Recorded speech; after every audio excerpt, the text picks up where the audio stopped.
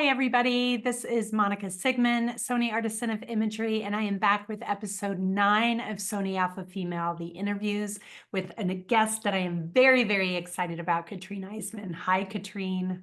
Hi, Monica. Thank you for asking me to participate.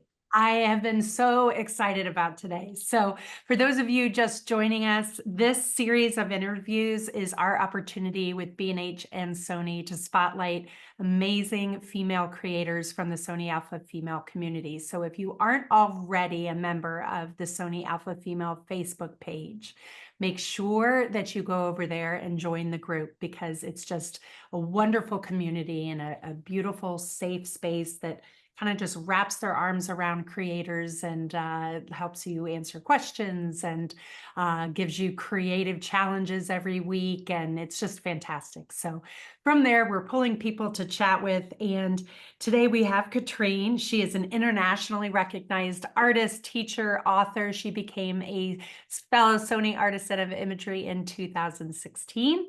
And I am really excited to show you the variety and breadth of her work today. The other thing that people might not know about Katrin is she founded and chaired, the Masters in Digital Photography department at School of Visual Arts in New York City. So no small feat there, Katrin. And for if all of that wasn't enough, you are an Adobe Lightroom specialist, so amazing, constantly teaching and educating on the capabilities of one of the most important pieces of software that we all use on the daily, I think. So, so welcome. Thank you. All right. So the last piece of your bio reads, and she has never met a pixel that she didn't want to change. So explain that to me. Well, I have a goal in life that I have not achieved yet. I would like to take one picture that's perfect, that doesn't need any little bit of correction or upright. Well, forget vertical. I cannot take a vertical picture that's straight in my life. But it's sort of this goal I have. I want to have like one picture that's perfect. But I'm setting myself up for failure because cameras see so differently than we see. And the idea that you get a perfect image in camera sort of also takes away one of my favorite things to do, and that is to enhance, edit, look at my images, learn from my images.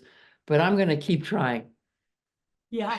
It might just be, maybe it'll be like a picture of like just like a black piece of cardboard, underexposed, really dark. I was going to say, but then you're going to have the color correction thing, and that's going to throw you off. Right. So, yeah.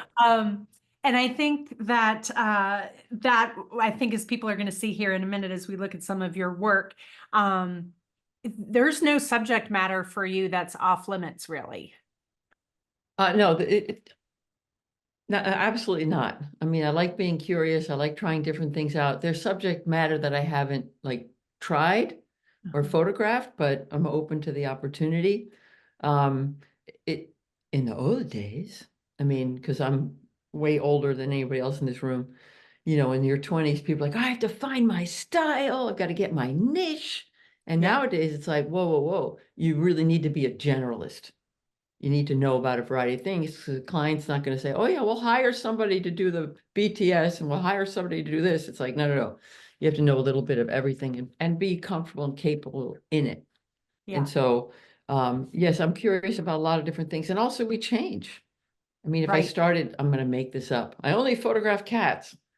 You know, that would be like 40 years of photographing cats. So, you know, things change. You get to travel, you try different things out. So why not? Well, one of the things I love about our Sony Alpha Female community is that it allows for these wonderful friendships, but it also allows for us to meet people that we have just respected and admired for so long. And so I mean, your name is just a giant in the industry. And so when I got the opportunity to briefly meet you at my first creative space in 2019, I was just like, oh my God, it's Katrin. And you are just one of the most down to earth, warmest people, and I am so grateful for all of the time and mentoring that you give everybody around you. The thing that I am most, and I think everybody that knows you would agree with me, the thing that impresses me most about you is you are never too tired, too bored, too worn out to photograph. You are, when we do these creative retreats, you are the first one up doing the sunrise shoot. You are the last one to go to bed after the astrophotography shoot. You check out every single model possible for every moment of the day, and you are shooting. So before we get into my questions about that, for those people who might not be as familiar with your work, I just want to put some of your images up. We're going to do this a couple different times because I've sorted them out in different ways. So I want to just pull up a couple of your images here, and we're going to go into a full screen. And let's see. So I started here because, I mean, gorgeous, and you do a lot of traveling, right? So how many countries would you say you've been to? I've never kept track of that, but I have, I can now say I have taught on all 7 continents. Is that right? Yep, well, this is Antarctica, so I finally made that. Wow. I'm very, very fortunate to have the freedom to travel, to have the resources to travel, and to have the husband that is willing to carry my camera equipment. So Just make a good team. exactly. So very, I'm just very lucky, very curious. As I like to say, sleep is overrated. Yes, I've heard That's you what say that. that's what planes are for, Yep. right? Yep. And I do like wandering early morning, no matter where I am. So where So is this, for instance? that's Havana. That's Okay. in Cuba, really, Katrin? So I mean, I hate this. I just look at that tableau and how many I know. stories it's telling. It's, I mean, I love it. And so has this always been like this style? Has this always interested you? Because a lot of us travel, right? Yeah. Like a lot of us travel. And a lot of people would walk by this and not stop. So what is it that piques your interest? How do you know what to include in this image? Like, walk me through your thought process on an image like this. Well, when I first started photography, I only photographed things that could not talk back. So rocks, trees, dead things. That was my comfort zone. It took about 30 years before I felt comfortable enough to start You're a big photographing people. introvert. You're a big I- introvert, I'm right? totally and Yeah. socially inept. Yeah. That's why I'm always running around taking pictures because I'm like, oh, I don't want to go to a party. So the thing with, like, for example, this was street photography. Um, in a way, you have to have your antenna out. And I saw the young man, and then I just waited. You just wait there, and with a 35 millimeter lens, you can get enough of the scene. So a fellow Sony Artisan, Ira Block, gave me this great tip where you should just wait where there's a frame and the image will come together. Something will walk Okay. into the scene. And I do that a lot. You just sort of, find an interesting backdrop, a frame, a setting, and just wait. And if you're there long enough, you actually disappear. I mean, Oh, that's such a good point. Yeah, I yep, didn't think of that. Because exactly.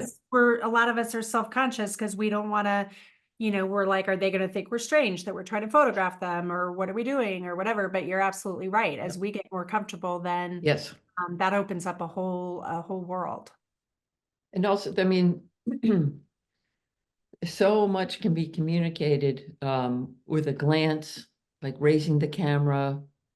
I'm not trying to hide. I'm not when I do street photography, I'm not out there with a 300 millimeter lens. It's a 24 or 35.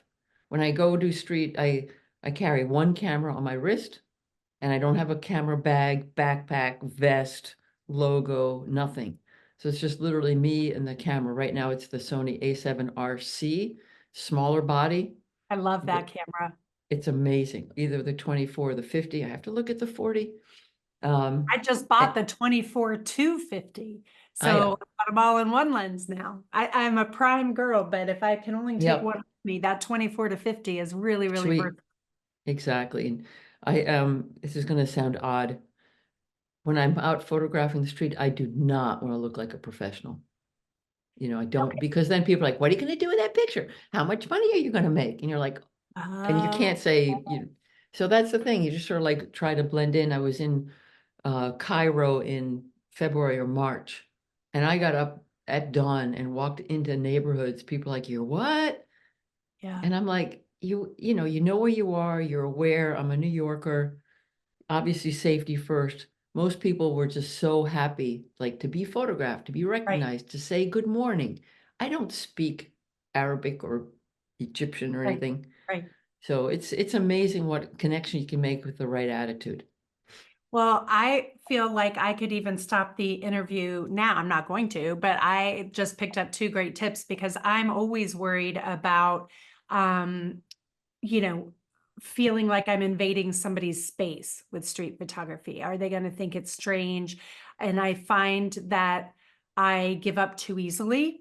So I am going to stop sharing here real quick. Well, different culture, you have to be aware of the culture also. Right. So like in Germany, it's much less supported. Okay. Um, Interesting. yes. But I Um, do like the idea of not, of just pretending you're a tourist. I mean, with just not like letting go of that idea that we're professional photographers. yeah, and that over 10 years ago when the first Sony 7 was released, Mhm. the very first one, my husband bought it for me because I had other camera manufacturers and they were so heavy, I left Yeah, them at home, which yeah. makes it very hard to take pictures if your camera's at home. Uh, And so I got that camera, I picked it up, I'm like, it fits. Because I mean, I right. don't have big hands, it's not heavy. So I went to B&H and I got the brightest pink camera strap they had. I mean, it was like Oh neon pink. my gosh. Oh yeah, Br- because it's gonna go to Cuba. I'm like, I'm gonna walk around with this pink strap. And people were like, oh God, it's just, oh, there's some tourists gonna photograph cars. And I'm like, yeah, yeah, whatever. Smart. Just sort of, you can't, you can't take yourself too seriously. I am so excited already. I'm like, I can't wait to go back to New York. And I find that, like I said, I chicken out. I'm like, oh, they're gonna see me taking their picture. I gotta hurry and grab it. And you're doing exactly the opposite. You're just letting Yeah. it come to you. I love There's that. there's different approaches. There's some street photographers whose names will not be mentioned who are incredibly aggressive. And Mhm. it's like, I don't want to be, I'm not the person's enemy. I'm not Right, trying to catch you.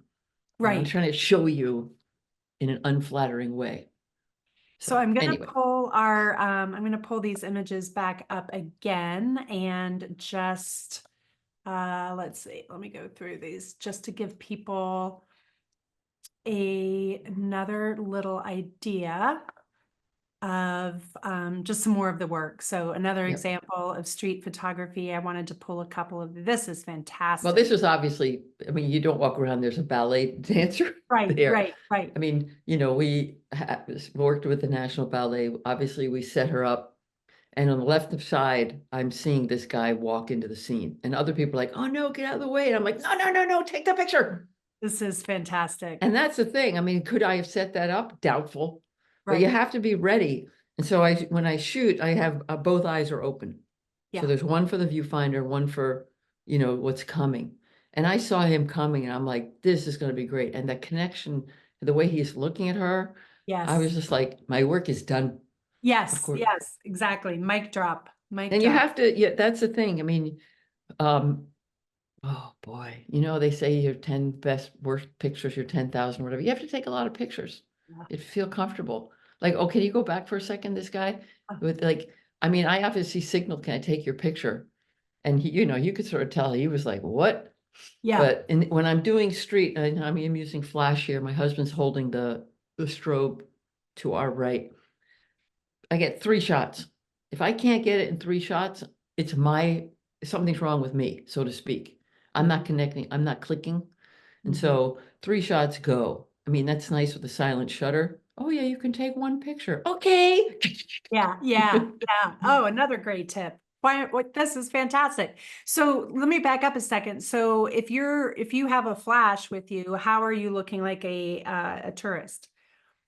Oh, there's different ways of going out. Okay. So Okay. when when I'm by myself, doing that, I'm gonna hide myself. Yeah, that's just, it's, me one-on-one. But then Okay. when I'm actually, my husband's a photographer also, and we love traveling and taking pictures together because we photograph so differently. Lots of times we'll like go to a scene and like, you go to the right, I'll go to the left. And then we meet like at Oh, the that's other end, and I'll go, I saw your picture, and he'll go get it. Same. So, if I'm out with a strobe, it's pretty obvious I'm making the okay. connection. Okay. Um, and so, and I enjoy it. I like modulating the light. I like the shape that it gives me. Mhm. This would have been a very flat scene without that light. Yeah, it's great. And the next example, which I saw coming, that's obviously out also with strobe, where I literally just stood on the street corner and just waited for things to go by with a slightly slow shutter, probably maybe a 30th or 50, not Uh-huh. even a 15th, and used the strobe to flash everything. And it's complete surprise. It's It's just so like, great. I don't know what's going to happen. And that's the great thing about digital. I don't know what's going to happen. Well, let's take a picture of it. Yeah. You Well, know, and you're so good about that, just experimenting and like you said at the top, like not taking yourself too seriously. And I think anybody that spends any time with you or who's fortunate enough to go on one of your photo walks, really, gets that from you and just the playfulness nature of experimentation. Like I love this guy happening to look up right in the yep. camera. It's perfect. Do you have a photojournalism background, Katrine? No, no, No. but in the history of photography, um, street photography is so important. Um, and because I was in photo education for so long, I had to, study it, know about it. And it's so influential in terms of our news, etc. I'm Right. very interested, of course, here in these pictures of like how the women are working, what they're doing. Yeah. You can see her smile. Yeah. This is most of the time in India. You want to do street photography, you go to India. I mean, because Mhm. people are at first they're like, come into my home. And I'm like, what? What? Are you gonna like take my equipment? Yeah. No, they just want to show their homes, like come up to the 5th floor. I'm like, okay. Yeah. Um, it's at first you're like, what? It's often, in Cuba also, people are so genuinely nice Mhm. Mhm. that, we are lucky to have the fortune to be able to experience that. Several years ago, maybe about 15 years ago, Michael and I had a 24-hour layover in Manila on our way to Beijing. And we had friends there that took us around for the day. And it was so exciting to see how friendly everybody was and Yep. how most most particularly the children loved to be photographed, and they all wanted to come and see their image on the back of the camera. And Yep. that's something we take for granted. Americans, we've all got cell phones and the kids are, doing the phones themselves. And but to see people that just don't get to see themselves, I think is really, really powerful. And you have a couple more. We're going to talk about your current project in a minute that I think speaks to that really well. So I want to just pull up a couple more of these because in addition to, sorry, I try and, let's You're see, fine. I try and pull your face up when we're talking, but, Oh, so in no, addition leave the to, photos up. Not important. so in addition to this Oh, kind I of love this look picture. and feel, I hate this to is say it. fantastic. This is So, great. so this is their workshop. Okay. I'm in the workshop with a 24 mm lens. That's full frame. It's I mean, it is fantastic. small. Yeah. Yeah. And I mean, look at him. He's like, it's amazing how direct he is, in Mhm. my opinion. And Yeah. then, she's more support. And then look at that shoe in the right-hand corner. It's like, this is for Oh, me. yeah. Oh, maybe I shouldn't be excited about my own images, but No, you absolutely should. the stories that are here, and I bounced the strobe off of the ceiling because it was, Yep. dark. Yep. Yep. And we were in this town for, I think, 3 days. And by the last day, like everybody in that village knew my name. Oh my gosh. because I was like everywhere at all times of day or night. And photography really does transcend language. I mean, it's just people with people, and relationship building and putting them at ease in a very short amount of time, very quickly Yeah. building some kind of a rapport. And I think that, of course, it's easier in your own language, but things like this, I think, are such a great challenge to communicate and get this kind of image. So Well, as you know, as a portrait photographer, um, people like being recognized. yes, they want to If you be just like, seen. yes. And so you're like, and that's the whole idea. Like, I see you. Right. And that's worth so much. And I think more important now than ever before. The world is crazy. And since COVID and kids that have, had to be at school, doing school at Isolated. home for a year and isolated. And the more tech that comes into our lives, the busier everybody is, the more overstimulated we all are. And to have somebody just slow down and see you Yep. is, I think, the most powerful thing that we can do. Okay, so I'm transitioning here into some other images because Very I other. I want to see what is it about scenes like this that many people I think would walk by. It's an everyday kind of thing. Yep. And you somehow A, see something, and then B, photograph it in a way that causes us to have interest than more interest than we might have had we just walked by. So Right. so walk me through this one. I've always liked to photograph the things that I feel other people would overlook. Right. I always say if I go to a national park, I'm going to be photographing the dumpster. Go ahead, you go get the grand scene.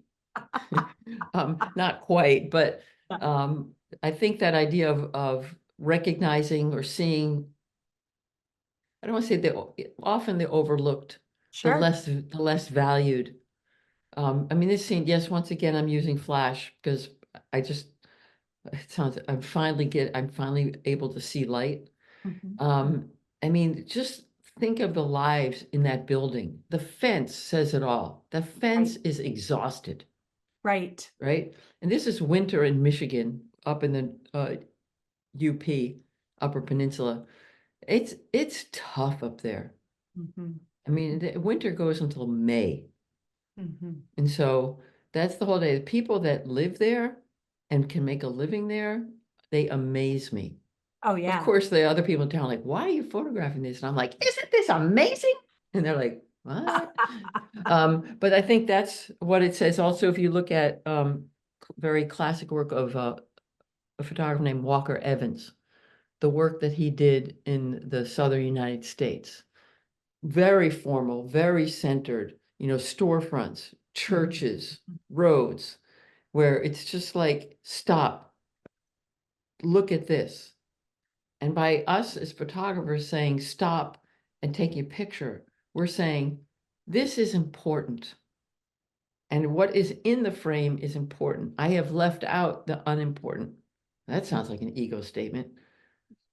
Control No, room, we need to cut that. No, I'm only kidding. no, I think it's we have the opportunity to message what's Mhm. either important to us or communicate something that um like you said might be overlooked and particularly in your project that we're going to talk about here in a few minutes. I mean, that's the ultimate of seeing the overlooked and bringing attention to the overlooked. So all right, so you're seeing things like this and you're just, now that we look at them in an image, we're like, wow, that's really great. I probably would have walked right by that and not paid attention. So is it the textures? Is it, is It's it? the layering and the history. This Mhm. is here in Michigan, about an hour from where we live. Just think about the people that work there. People's entire lives, communities, supporting families, worked in this. This was near a railroad station, because it was big to bring in the harvest and things. So generations worked here, and this is all that's left. It's so interesting to me because you are a self-proclaimed introvert and I think the camera does allow many of us who are, introverts to connect with people in a safe way, much more so than we would.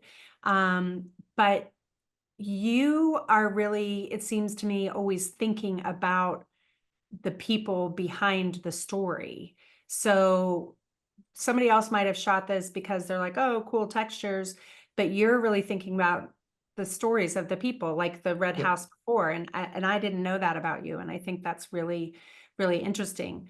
So then I think these are some that you did in COVID, right? Yeah, during COVID, probably, maybe even before COVID. So, Coincidentally, I took like a 2-hour workshop at Sony Cando and learned about slow exposures, longer exposures. And okay. that like totally, this sounds so, I was like, wow. I mean, even though of course I understand shutter speed, I was like, wow, that is, the camera sees the world so differently than we do. And I love that. I mean, here I'm going to pull up real quick. One of my very, very favorite quotes is, I photograph to see what the world looks like photographed. It's by Gary Winogrand. Mm, And it's true because we know that we live in a three-dimensional world. The camera's going to flatten it. We are responsible for what's in the frame, what's in the foreground, midground, but also how the camera sees. And mhm. so we live right here on Lake Huron, and I was just like looking at the lake, and you know how everybody thinks they're so important. Oh, so important. And I look at the lake and I'm like, guess who the lake doesn't care about? Hands Yeah, up, yeah, exactly. because I'm not even here for like a drop of time that the Great Lakes have been here for.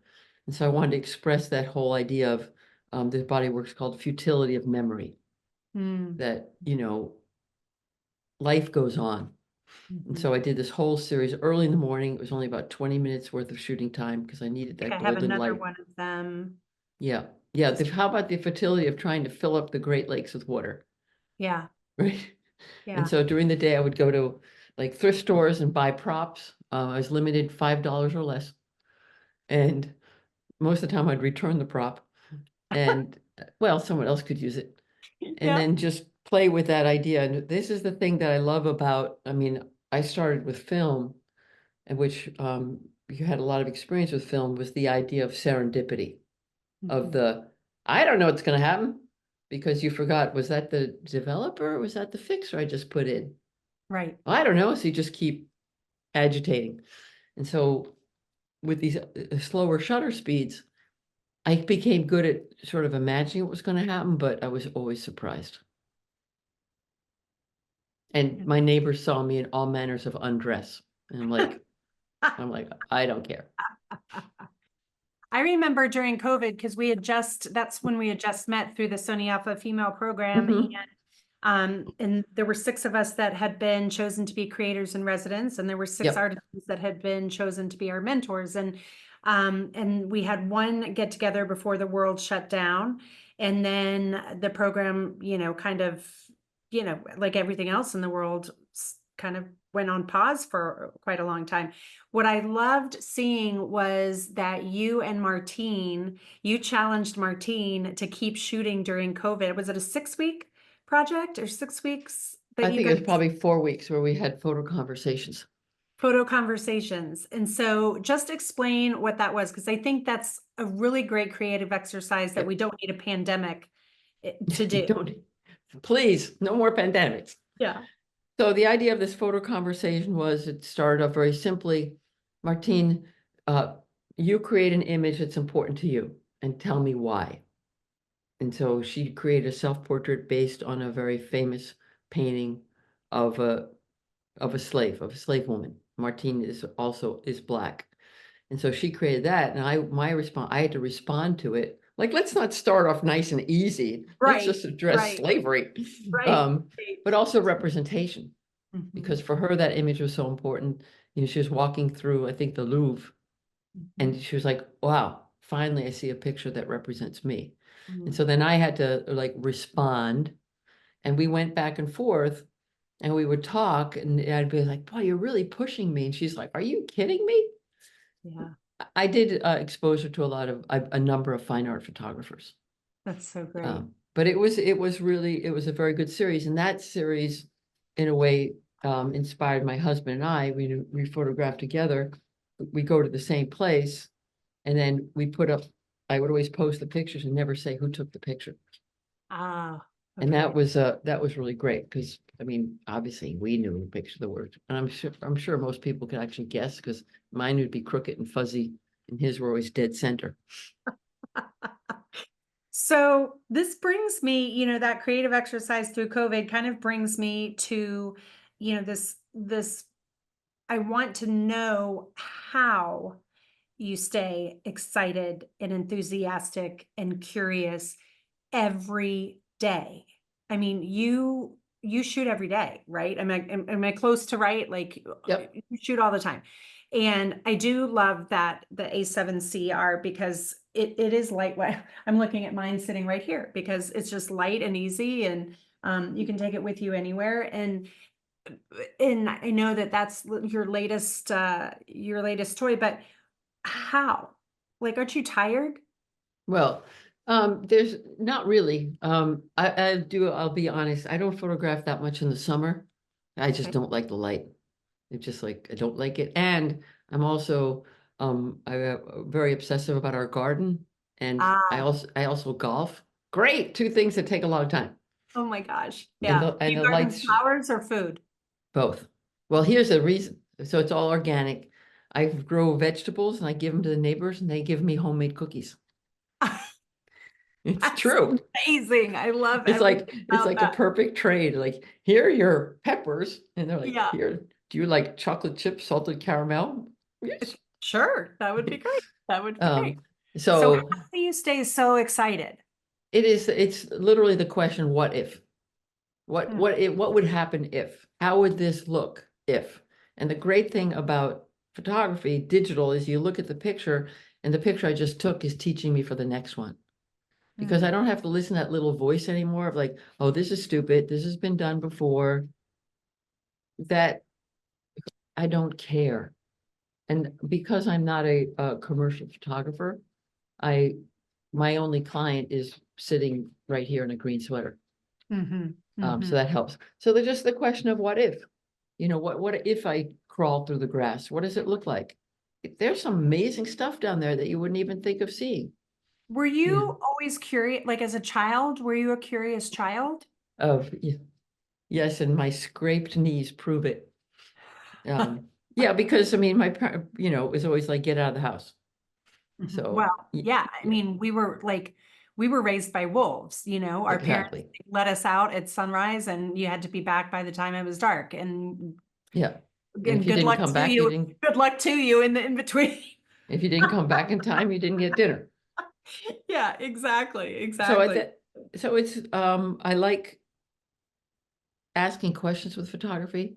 I like figuring out the answers. It could be based on like some piece of trivia, something that I've listened to, um, read or seen.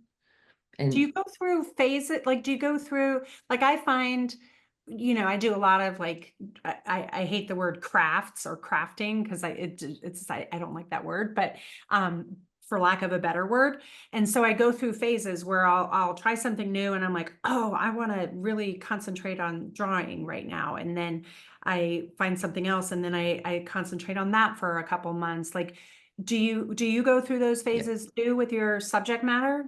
yeah, so I like thinking, that's a good question. I like thinking more in terms of series or projects. Okay. Um, because the images will evolve and the project will evolve.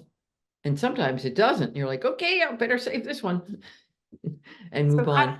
But I like the idea of a project, like, the work that I'm doing in Arizona. It gives me something to think about, gives me something to chew on versus randomly going and taking pictures. I mean, for okay. me, carrying a camera is all about discovery. Um, I can see the world more clearly when I'm looking through a viewfinder. And I don't have my headphones on. I can't do that. Like when people go, oh, let's go for a hike and take pictures. I'm like, no, no, no. We either go hiking or we go take pictures because I cannot do both. By the way, I should mention, if you guys listening live have any questions for Katrin or anything at all, just pop in and type those in, and we'll bring them up and ask her before the end of our hour. So how do you give yourself these assignments or projects? Because I think a lot of artists, okay, let me back up. A lot of artists have creative block. They go through times where, you know, myself included. First of all, have you ever had creative block? Yeah, but I'm the best photo teacher advice I've gotten and give, shoot through it. Shoot through it. We are our own worst enemy. Pick up your cell phone. They've got great cameras. Just shoot through it. Try something different. Make a mistake. See what you can do. Shoot through it. I've had that happen where like the equipment is like too complicated. I don't get it. I get frustrated. I don't have the cable, blah, blah, blah, blah, blah. It's just a distraction. Just shoot through it. And then it used to happen a lot with traveling. Like, oh, I'm too shy. I don't want to go there. Oh, yeah. Photograph the hotel lobby, the patterns in the carpet. They're truly ugly, but you have to get that out of the system. Oh, this has been done before. You haven't done it. And the first 10. A great argument, because I do feel like, and I just totally interrupted you, I apologize. But I think this is important because I feel that many of us as creatives feel that we need to invent something that's never been done before. And if we do something that is inspired by somebody else, it's a cop-out. And so walk us through that a little bit, because that puts an awful lot of pressure on artists if we feel like we've got to create something just that's never been seen before all the time. How could we do that? We could take a rocket ship to Mars because no one else has been there. But we bring our experiences, we bring our family, we bring our moods. Like, I had a fight, I didn't get a good night's sleep, or I saw this really interesting movie and I want to like explore that. So we bring all of that. I have a cold. It's going to show. It's okay. So, maybe, read a book instead. I think people put way too much pressure on themselves. Now, here's the thing. Once again, I'm not a commercial photographer. I don't have to deliver a file by X time. Right. And from day one of when I studied photography up at Rochester Institute of Technology, in the freshman orientation, okay, I was a little older. I turned 30 as a freshman because I sort of tried other things. I literally said, I do not want to be a photographer. And everybody was like, what? What? No, I was there for the visual experience, for the visual vocabulary. So you have to be confident enough to say that. The word amateur, like people say, oh, they're an amateur. It starts with the word love. You love photography? That is great. I have so many people like, oh, I really want to do photography full time. I wanted to pay my bills. I'm like, can you pay your bills now? Can you pay your mortgage now? Yes. Do you have time for photography? Yes. And take all that pressure off of you. Because as you know, it's hard. It's very hard. And so I would be happy to be called, an amateur, because I love this. And that's what it's about. So I've chosen a different route. There's the speaking. I used to write books. There's the workshops. That's all great. I now work at Adobe. I had wanted to work at Adobe for 34 years. Since I launched the first version of Photoshop, like it was version 0.89 before it was released. Oh, God. And I'm like, I want to work at Adobe. So, I mean, I guess I knew a lot of people at Adobe, et cetera. I mean, from way, way back. So hopefully it won't take everybody 34 years to get to their dream. But there's, there were steps, and obviously I did a lot of work with Adobe, but there's got to be the right time in your life, and especially, for anybody that's listening that has a family, I admire you to no end. That's so much responsibility and so much time and so little sleep. Talk about not sleeping. No kidding. Young parents. So I ask everybody in this series, I asked this question, and I thought I would know your answer, but now I'm not sure. So the question is photography itself the passion, or is photography a means to an end? The discovery is the passion. Okay. And that's really the curiosity.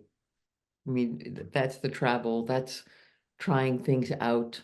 I mean, like I should do this again. A couple years ago, I had this like translucent, like onion skin paper. I remember that. I Yeah, and I remember. took out in the garden. I'm like, these are really cool. And I need to do more of those. Like, what? It cost me nothing, How do you you come know? up with those self-assignment ideas and project A ideas? lot of things like that, I was probably inspired by someone on Instagram doing silhouettes.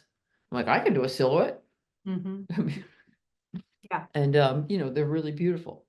And so that's the thing. And the photography community now, back to Sony Alpha Female and Facebook, we're so much more open.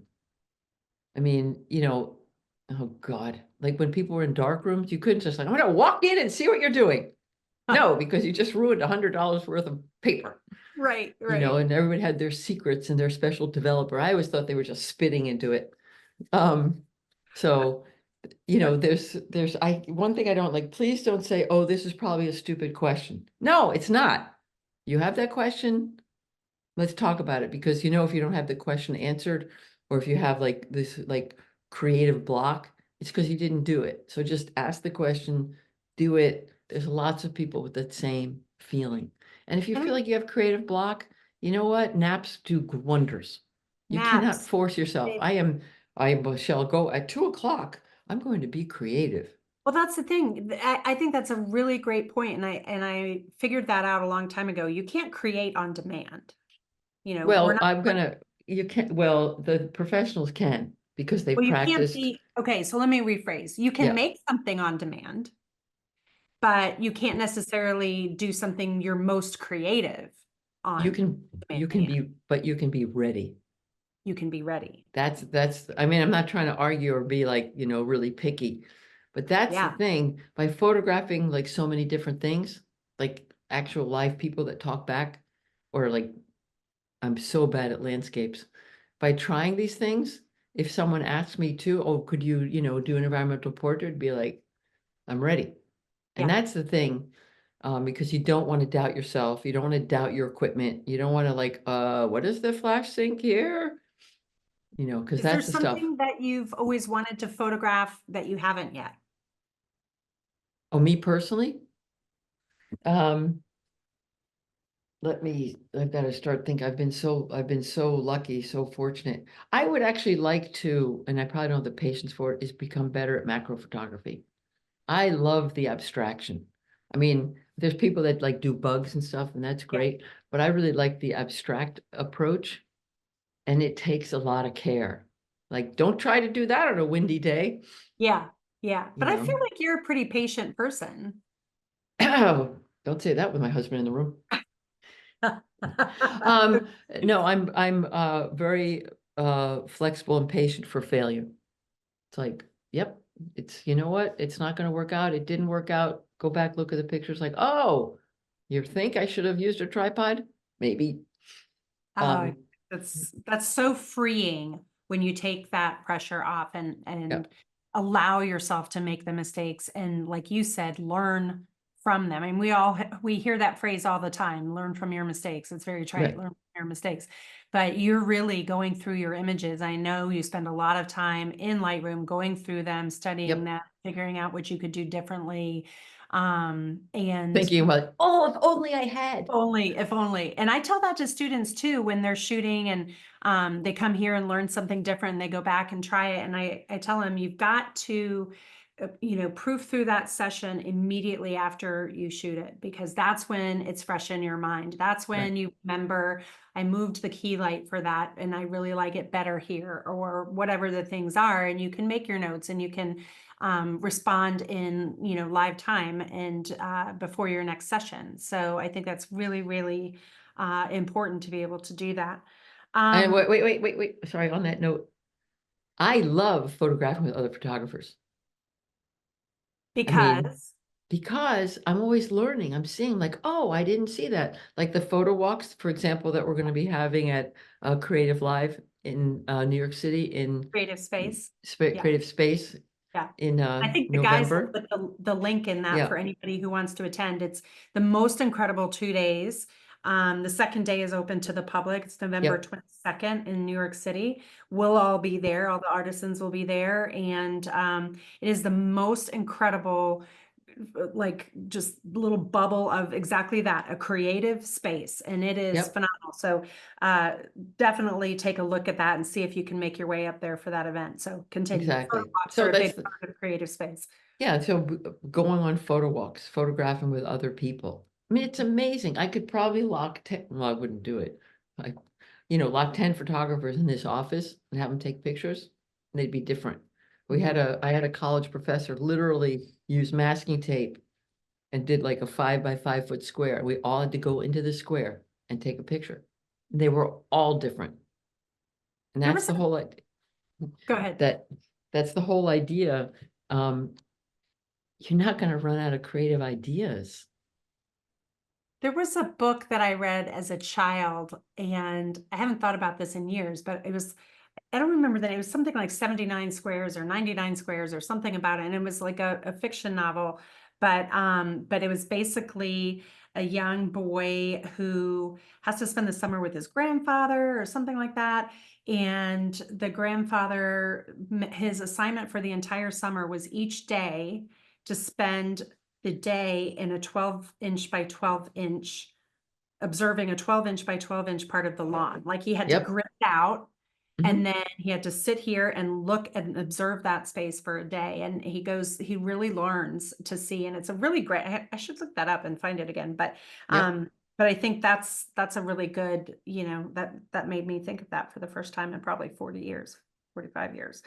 Um, Okay, so I want to move to, I have so many more questions for you, Katrin. I wish this could be 2 hours because I have so many more I know we're not going to get to. I want to pull up, let's talk about what you're working on right now. Let's introduce us to the concept, and then I'll pull up some of the images so you can Right. talk us through them. Over the last 2 winters, my husband and I have spent some time in Tucson, Arizona, because during the year we're in Michigan, which is known. I don't care about cold. I don't mind snow. It's gray. I mean, Ah, okay. I went to school in Rochester where I think they invented the gray card based on the sky That's in the hilarious. wintertime. Yeah. But and now you got two photographers, you're like, it's gray. Right. You can already hear like, so we Yeah. find like, we grew up on the East Coast, we paid our dues. I've had frostbite. It's, and so we spent the winters, a few weeks every winter in Tucson. Mhm. And that's not all like, oh, it's like, palm trees or cactus, I guess. Um, a lot of people have moved to the warmer climates Mhm. because that's the only place that they could survive. And Mhm. so I started noticing the people on the side of the road that were asking for money. I mean, and it's not easy, it's not safe. And so I noticed these people, I saw them. And when I mentioned this project to a friend of mine, her answer was, I don't see them. And Mm, she's making the conscious decision. And you see people in the car like gripping that steering wheel, 10 and right. 2. I'm Right. going to look straight. Don't make eye contact. Yeah, yeah. Yeah, and the thing is, I mean, there, but for the grace of God, goes any one of us. Mhm. Because if you can show the pictures, I started doing portraits of the people, walking up to them with I was using the A7R5, I think, and then a 50 millimeter lens and a softbox with a flash, and I'm like 5'11", so I'm not to be overlooked. Right, right. And so walking up, signal you might have to take your picture, as I mentioned, like 3 exposures, and then go Katrina, and is the image up? I just want to make sure yeah, everybody's it okay. is, yes. Okay. And then often I would talk with people ahead of time. I mean, we were in some media and the traffic's going by. I talked to this woman, she's from New Jersey, she'd been a horse trainer. Um, and just making a connection with people. So, and then, a few photos, and then I gave everybody $5 after the fact. People say, you shouldn't pay for photography. I'm not paying for photography. I'm saying $5 is nothing. And what happened near the end of the day, most of them would say, I'm just scared of getting mugged because there's other Wow. people who would mug. And I was like, oh my Lord. Wow. So people can argue the money, but I'm like, come on. And here's a little lighter thing we're talking about with my husband. He'd drive around and I'd see the people, I'd get out of the car, and I always make him get out and like be my exposure test. Okay, we're okay. I'm not gonna walk out with a light meter. I should post those because they're not very flattering. So you are just introducing yourself. Yep. And are you telling them, did you know this was going to be a project at the beginning? No. Like the first couple times? Okay. So how are you, what are you saying to them? Oh, I'm going up. I'm introducing myself. I say I'm working on a project of the unhoused, and I noticed you. Like, what's your story? And people would talk to me, and it's usually loss of a job. Many times it's a health issue. And or they lost their job because of a health issue and an accident, or there's a relationship issue. Like I came out here for, and that didn't work out. And once you're down, it's very hard to get back up. And So at so what point did you figure out, so you did a couple, but you didn't know it was going to be a project. exactly. So obviously you're not saying to those people, I'm working on a project for the unhoused. No. So what did you say to those first few people? Could I notice you, could I take your portrait and ask them the story? Because I'll have to be honest, it took a lot of my own personal like energy, like, okay, I'm gonna do this. There's interest, I'm gonna do it. Because Sure. it's sort of like, it's it's obvious I'm in broad daylight, but it's I'd be like, I didn't know how people would respond. Right. And so the people that are actually out there appreciated it. And so this is what I did. I don't know if they're any good, but the point is I see these people, and these people should be seen. And I'm And asking you let's that say nobody wants to be out there asking for money. I think that's such a great insight, and I'm asking that detail, but I keep drilling down on this because I think that something as simple as what do I say when I don't know what I'm doing yet can prohibit photographers from taking a chance and putting themselves in a situation that they haven't tried before, Yeah. and trying something that makes them feel uncomfortable because we just don't have the words. And so that's why I'm kind of asking that a couple Right. different ways, because I want people to have that tool to do something that makes them feel uncomfortable. And I know Yep. for me, I would be worried about, okay, if I ask this person if I can take their picture, how do I explain that this isn't trying to exploit them? Or, am I being fair? Am I taking advantage? Like I would Yep. trip over my word. I'm tripping over my words right now. I would be so nervous. So I think that any guidance that you can share with people listening that want to take on a hard project, whether it's Yep. the unhoused or whether it's mentally ill or physically ill, how do we Yep. get started? Well, those are all very legitimate concerns, and concerns that anybody that has a heart would have. Mm. Um, I always say this is a personal project that I'm working on, Okay. and which in my opinion cuts out the I'm going to exploit you, or you're going to be like published. There are Right. photographers doing such good street work. Suzanne Stein, the work she's done both in New York City and in Kensington outside of Philadelphia. Tough work. Also a Sony shooter. And like she's 24, 35 millimeter. I'm far away compared to her. And that is some dangerous work. Ruddy Roy, um, the work that he does and tenaciously does and writes about is just amazing. I'm still at the phase where I'm feeling this project out. And the idea of being exploitative nauseates me. I mean, I know it certainly, does. yeah, certainly don't want to do that. Do I know where it's going? Absolutely not. All right. I mean, this woman told me her whole story. You can see she's got scoliosis. And, you know, there's got to be a better way for people that don't have the fortune in terms of family, job, economics, Resources. to get taken care of. I Mhm. mean, this is going to sound ridiculous. I get to go to the dentist whenever I want, right? Mhm. Like, oh, I have a toothache. Right. That's a luxury. And it's something that I try to be aware of. These are such honest portraits. And I think that, I would have thought of bringing something as intrusive as a light and a softbox and, being so deliberate and intentional about it. But I think that probably makes them feel even more seen because you're Yeah. not just grabbing a shot. You're not Oh yeah. just, No, not a that long would lens. I feel don't do more, that.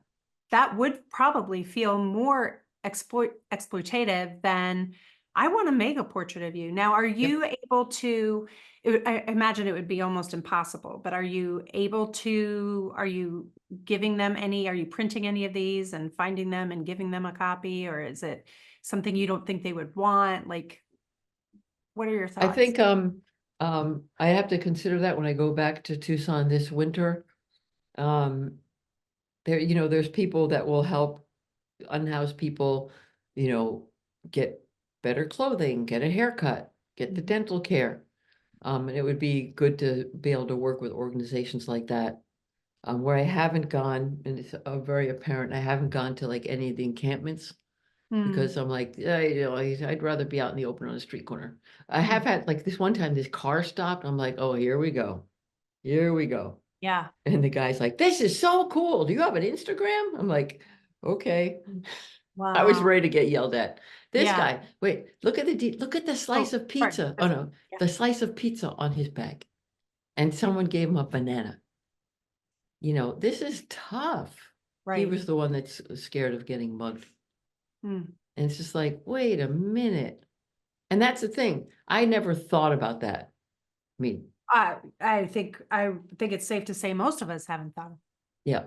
And so it's just important not to look away. So, do you see in the future for this a greater, and I'm asking this question because I know the answer because you pitched this project at our Sony retreat. So, how do you see the greater purpose of these images? I know you didn't start with some big plan, Right. but I think as you're doing more and seeing, I think it's probably, you mentioned this in your pitch, you're coming away with this with so much more than what you feel that you're giving to them. Yep. So how do you have any ideas yet about how you're going to use these for a I bigger feel it's cause? im- I feel it's important to not take these images and somehow put them into a rarefied space and abstract them into, I'm not even gonna say fine art, but they Mhm, should not be inside somewhere behind closed doors. mhm, These have to be out in the community. And hopefully by having them out in the community with a variety of display technologies, allow people to go, it's okay to recognize these people and to be involved. These people are in your community. They're in every community. mhm. And then hopefully find an opportunity where people can donate, participate, volunteer. Um, I think that's just very important. Do you So see this expanding to other areas besides Tucson? Do you think you'll do this in other towns or I cities? think I think the photographer in those cities should do that. I think Oh, it's very I love that important. idea. I think So it's would very you, important I'm sorry, for the photography. I'm new to Tucson, to be authentic. It's like, don't send someone, I'm making this up, to like some country in Africa to take pictures to come bring them home. There's a lot of good photographers on these other continents, in these other cities. So, I, if a Tucson photographer picked it up, I'd be like, more power to you, because they probably know the area much better than I do. so would you consider spearheading that? Would you consider putting this kind of formula together that photographers around the country can and can access and contribute to their own communities and become a part of a larger collective of work? I would, and I think that's been done in the past very well. I'll get back to that example in a moment. I think it's important for people in the communities to be involved. Mhm. Okay, we don't need someone from the outside coming in going, oh, I look, agree. you I know. agree. So, I mean, you, the proverbial you, walk down the streets, take a Mhm. moment, stop, make No, a I think it's connection. brilliant. Yeah. And so, oh boy, I think it was Jeremy Cowart. Someone's going to Oh, correct me. Howard. Yeah, yeah, yeah, yeah, yeah. That one day of like the second weekend of December to do the portraits. Right, And right. we did them through the school. We went to a facility and did the portraits for families. It was so impactful. I remember that project and but I think this is still different enough Oh yeah, and it's timely. I think it's it's time definitely different enough. and I think that just the little things that we've gleaned from this 1 hour interview about, you know, just a couple of things you've given us about how to start a conversation or how to move through our discomfort to do something for the greater good. I think if you were able to put that together in a way that's accessible for people, you know, Michael and I always say this, people want to do good things. People want Yeah, to be charitable. I think the biggest stumbling block for people is they don't know how.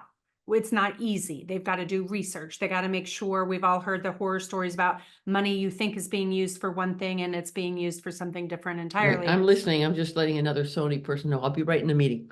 Oh, we're on the way.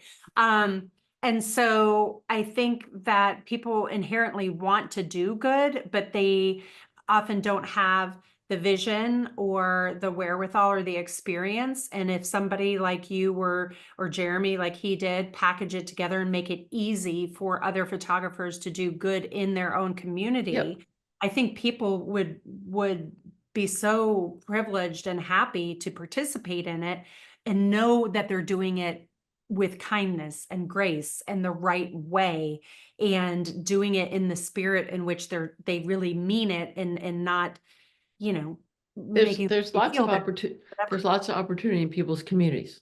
For Mhm. example, photograph the people that are working in your parks, local parks, like cleaning the trails or putting in that new bench.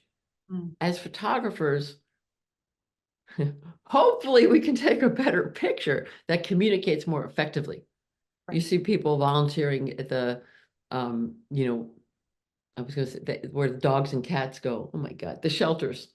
The humane Yeah, societies. yeah. Photograph the people that are living in the assisted living home that nobody visits. Mhm. You do a nice little portrait in there. Lisa Carney just did a series with her phone and a Westcott light. Yeah, I mean, and that's the thing. There's so many opportunities. Talk to your neighbors. Halloween's coming up. What a great time to photograph. And it Yeah, comes up every year, so you could work on a series. right. So there are opportunities in communities. There's lots of not small nonprofit organizations. Like you don't have to work for like, the panda bear people, Right. Greenpeace. Oh my God, my World brain Wildlife cell. Federation. Yeah. Yeah, so that's there's people doing good work in your community. There's people doing good work with food. Ask if you could photograph them. Most people will be thrilled. And that gives you the experience to like, I can do this. And so many most nonprofits, I would say, do not have a budget for professional photography. And, you know, photography is a huge piece of how they can market their cause and collect donations. And so I Yep. think that's something that, you know, Michael and I do that a lot here. And it's just a way to shine some attention, you know, shine a light, bring some attention to people doing good work and good things. So, um, Katrine, my mind is just racing. And I'm sure that many other people that are listening are also equally inspired. What's the best way if somebody wants to follow up with you with questions or bounce an idea off of you? I know you are so busy, but I also know you have such a heart for mentoring and being a part of the Sony Alpha Female Facebook group. And what's the best way for somebody to reach out to you? Rarely. I'm only kidding, people. I'm only From kidding. a distance Yeah. in 10 words or less. Yes. You go to Instagram, Katrin-Eismann.com, or is it underscore? I'm easy to find. Yes, So that's really, and people are actually surprised that I actually do answer. Remember, it's called social media, which is great for people yes, that are uncomfortable. So yes. go there. I would definitely join the Sony Alpha Female, and in all honesty, would look forward to seeing people at events. Yeah, Yeah. this New York creative space, like as I said, that's an easy train ride or quick flight for a lot of people on the East Coast. They'll have gear for you to try, photo walks for you to participate in. All of it's free, and it's just such a great way to connect with people in the Alpha Female Facebook group, other Sony artisans, other creators in the industry. I mean, it's just a really powerful event. I am counting down the days. So I think that the boys have probably dropped that link in there along with your socials.